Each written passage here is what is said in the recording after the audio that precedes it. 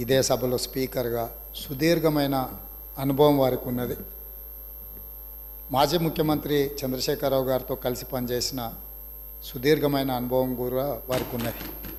అయితే ఇక్కడ వారు కొన్ని విషయాలు మరి సందర్భంగా గుర్తు లేదో రాలేదో నాకు తెలీదు.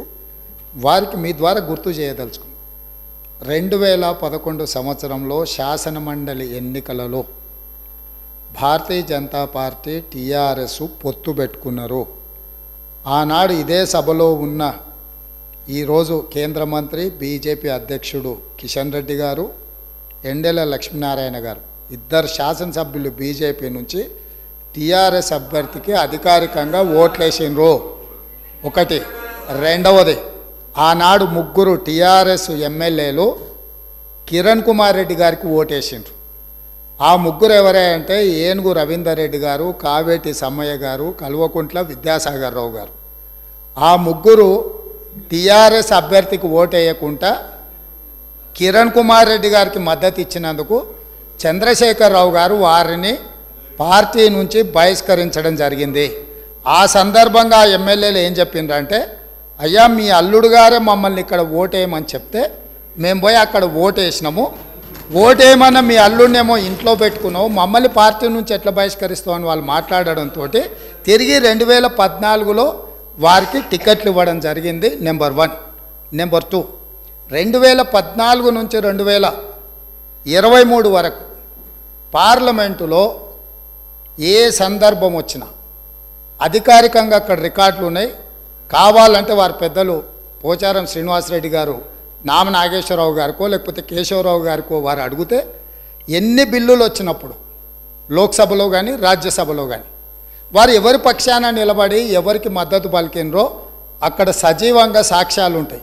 3 తలాక్ కావచ్చు, 370 ఆర్టికల్ కావచ్చు, రైతు వ్యతిరేక నల్ల చట్టాలు కావచ్చు, జిఎస్టీ కావచ్చు, నోట్ల రద్దు కావచ్చు, ఇట్లా చెప్పుకుంటూ వెళ్తే కొన్ని వందల బిల్లులు లోక్సభలో రాజ్యసభలో వచ్చినప్పుడు టీఆర్ఎస్ పార్టీ స్పష్టంగా ఒక సందర్భంలో రాజ్యసభ సభ్యుడు అక్కడ బిల్లు ఉన్నదంటే ప్రత్యేకమైన విమానం వేసుకొని పోయి మోడీ గారికి అనుకూలంగా ఓటేయడం జరిగింది.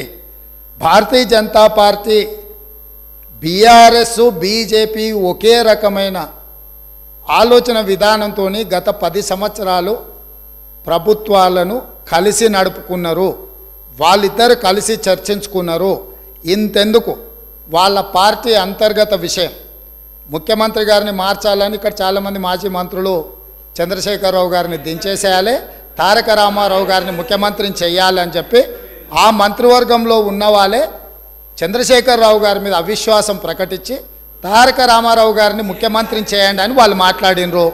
వాళ్ళందరూ ఒత్తిడి తట్టుకోలేక చంద్రశేఖరరావు గారు వెళ్ళి నరేంద్ర మోడీ ప్రధానమంత్రిని కలిసి నేను అక్కడి నుంచి మా వాళ్ళు తప్పుకోమంటుండ్రు, తప్పుకుంటా తారక రామారావు గారిని తెలంగాణ రాష్ట్రానికి ముఖ్యమంత్రిని చేస్తా, మీరు నాకు అనుమతి ఇవ్వమని అడిగినరని, నేను వారసత్వ రాజకీయాలు లేకపోతే రాచరికాలను నేను సమర్థించను, నేను వ్యతిరేకిస్తున్నా, అది ఎలా సాధ్యమో అని నేను చంద్రశేఖరరావును నిలదీసినని భారత ప్రధానమంత్రి తెలంగాణ రాష్ట్రానికి వచ్చినప్పుడు స్పష్టంగా ప్రకటన చేసిండు.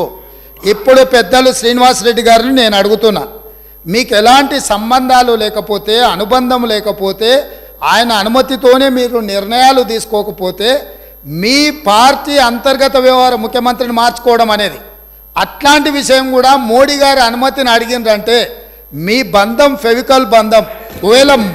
ఒకవేళ మీకు కేసీఆర్ గారు చెప్తుండ్రో లేదో వాస్తవాలు ఒక్కసారి ఇప్పుడు నేను చెప్పిన చరిత్రను మొత్తము వారు తెలుసుకోవాల్సిందిగా నేను కోరుతున్నా.